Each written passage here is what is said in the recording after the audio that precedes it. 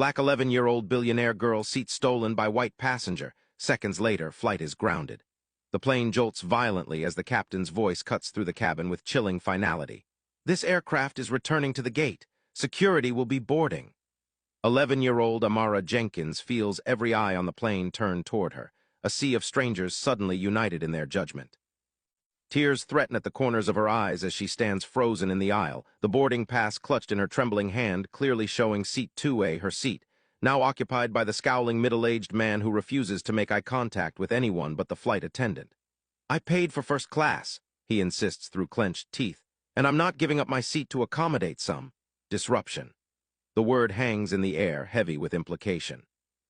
Amara's father, Marcus Jenkins, stands protectively beside his daughter, his normally composed demeanor now a barely contained storm. "My daughter's seat," he says with deliberate calm that belies the tension in his shoulders, "was purchased weeks ago. She has the boarding pass to prove it."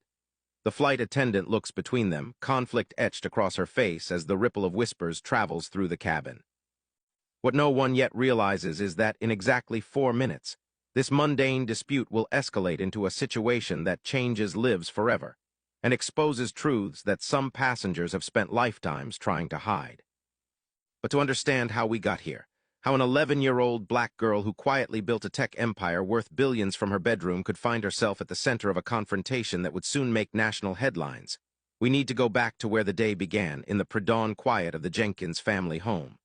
The alarm chirps softly at 4:30 a.m., though Amara is already awake. Sleep had proven elusive, as it often did before big meetings. Her bedroom looks like any other child's at first glance, stuffed animals arranged carefully on a window seat, science fair ribbons pinned to a corkboard, a bookshelf overflowing with dog-eared paperbacks. But the sleek computer setup in the corner tells a different story. 3 monitors display scrolling code, financial projections, and the latest user statistics for Dreamscape, the educational gaming platform that Amara created when she was 9, now used in schools across 47 countries. "Big day, huh, Sparrow?" Marcus Jenkins appears in the doorway, 2 steaming mugs in hand. The childhood nickname still fits her somehow, this small, quick-minded girl who soars higher than anyone expects. Amara accepts the hot chocolate gratefully. "Nervous," she admits. "The Suntech investors are old school, they expect someone different."